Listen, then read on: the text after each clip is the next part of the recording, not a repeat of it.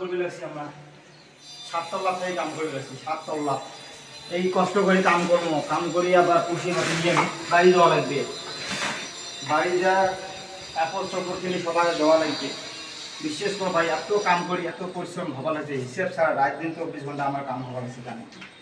তথাপিও এমন সময় আসিছিল দেখবেন ঈদের দিন তোমরা যে কাম করে এত টাকা নিয়ে গেলেন, লাস্টে দেখবেন তোমার এই হাতত 500 টাকা একটা পাওয়ার না থাকবে।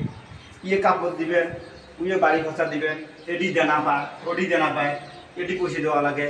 মানে কাম করতে করতে অস্থির। লাস্টত তোমার এই কাপড় চোপড় তো কিনা দূরের কথা, ঈদের নামাজ পড়ে যাবেন দেখবেন তোমার কাছে একটা 4-500 টাকা হাতত না থাকবে। এইরকম সমস্যা হয় যে কি কম আর গরিব মানুষের কপালতা এইরকমই হয়। এই যে 7 তলা আসি এই যে গাঁথনি কাম করতে লাগছি।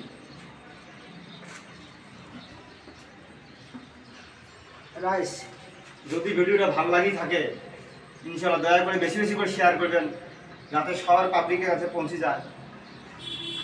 আর কাম কাজ করবেন, ভালোভাবে কাম কাজ করে টাকা পয়সা নিজের বাপমার হাতে দিবেন, বাপমার হাতে নিয়ে একটা করে নিয়ে খরচ করবেন, ইনশাআল্লাহ এই কামের মধ্যে বরকত দিবে তোমার। এই কথাটা কয়া, যদি ভিডিওটা ভালো লাগে তো লাইক কমেন্ট শেয়ার করবে, বেশি করে শেয়ার করবেন ইনশাআল্লাহ। খোদা হাফেজ।